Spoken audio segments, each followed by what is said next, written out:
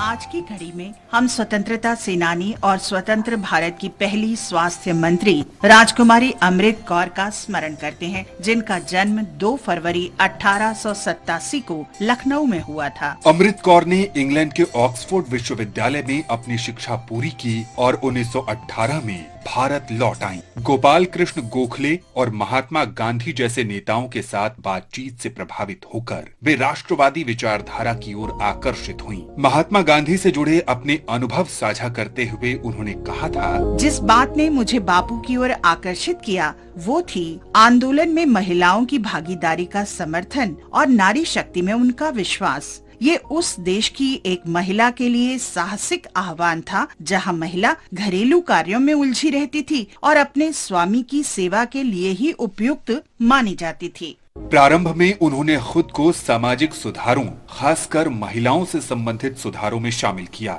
नतीजतन उन्होंने पर्दा प्रथा, देवदासी प्रथा और बाल विवाह के खिलाफ लड़ाइयां लड़ी। 1927 में उन्होंने अखिल भारतीय महिला सम्मेलन की स्थापना में मदद की और बाद में इसके अध्यक्ष के रूप में भी कार्य किया। 1930 में उन्हें दांडी मार्च में भाग लेने के लिए कारावास की सजा हुई। उन्होंने साबरमती आश्रम में शामिल होने के लिए अपनी सारी सुख सुविधाओं का त्याग कर दिया। ब्रिटिश अधिकारियों ने राजकुमारी अमृत कौर पर राजद्रोह का आरोप लगाया और 1937 में उस समय गिरफ्तार कर लिया जब वे वर्तमान खैबर पख्तूनख्वा में बन्नू के लिए सद्भावना मिशन पर गई थीं। उन्होंने 1942 में भारत छोड़ो आंदोलन में भाग लेने के लिए शिक्षा सलाहकार बोर्ड के सदस्य पद से त्याग पत्र दे दिया, जिसके लिए उन्हें गिरफ्तार कर लिया गया। स्वतंत्र भारत की अपनी लड़ाई में वे संविधान सभा की महिला सदस्यों में से एक बनी। वे मौलिक अधिकारों संबंधी उपसमिति और अल्पसंख्यकों संबंधी उपसमिति की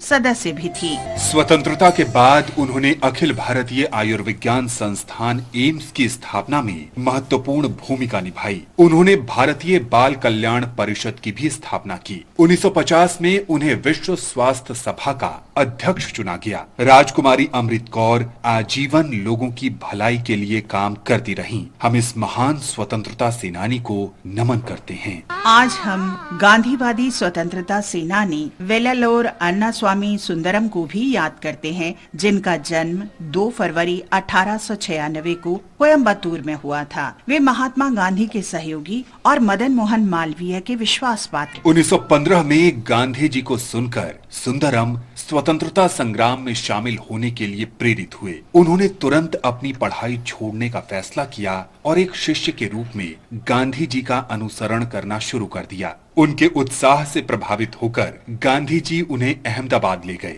जहां सुंदरम गांधी जी के नव स्थापित साबरमती आश्रम के पहले सदस्यों में से एक बन गए। कोयम्बतूर और मद्रास वापस आने पर सुंदरम ने गांधी जी की ग्राम विकास की अवधारणा को लागू करने और बुनाई और कताई गतिविधियां शुरू करने की दिशा में काम किया। सुंदरम ने तमिलनाडु के प्रमुख स्वतंत्रता सेनानियों सी राजगोपालाचारी, सी विजय राघवाचार्य और सुब्रमण्यम अय्यर के साथ घनिष्ठ और सौहार्दपूर्ण संबंध बनाए। उनके मार्गदर्शन में और गांधी जी के समर्थन से वे 1925 में वाइकोम सत्याग्रह, 1930 के नमक सत्याग्रह और सविनय अवज्ञा अभियानों में लगे रहे। 1931 की शुरुआत में उन्हें मद्रास में गिरफ्तार किया गया। लंदन में दूसरे गोलमेज सम्मेलन में भाग लेने से पहले गांधी जी ने अपने प्रतिनिधि के रूप में सुंदरम को यूरोप भेजा, जहां उन्होंने कई देशों की यात्रा की और भारतीय स्वतंत्रता के लिए राजनीतिक नेताओं से मुलाकात की। बनारस हिंदू विश्वविद्यालय के लिए अपनी 30 वर्षों की सेवा के दौरान सुंदरम ने